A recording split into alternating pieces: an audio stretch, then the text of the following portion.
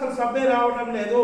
చూడడానికి మాత్రం చాలా అందంగా ఇంతలా ఉంటుంది. షోరూమ్లలో మార్కెట్లో అమ్ముతున్నారు, అవి మాత్రం పెట్టొద్దు. మీరు నాటు కుంకుడుకాయలే మీ ఏరియాలో కూడా మంచి చెట్టు ఉంటే దాన్ని కలెక్షన్ చేసి పెట్టుకోవచ్చు సార్.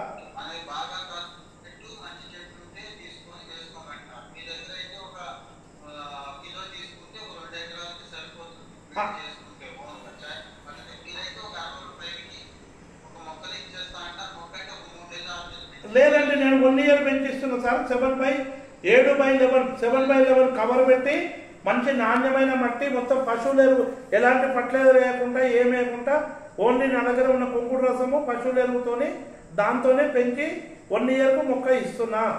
అది కమర్షియల్గా లాభం కోసం కాదు. ఎవరైనా అందుకే అందరికీ పెట్టుకోమని చెప్తున్నా. నాకు నర్సరీ పెంచడం కూడా ఇబ్బందే.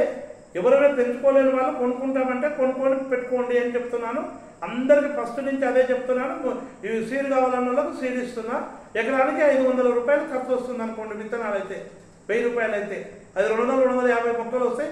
ఒక తిరుపతి దగ్గర ఒక రైతు మాత్రం పెట్టిండి, ఆయనకు మాత్రం 80% జనరేషన్ వచ్చిందని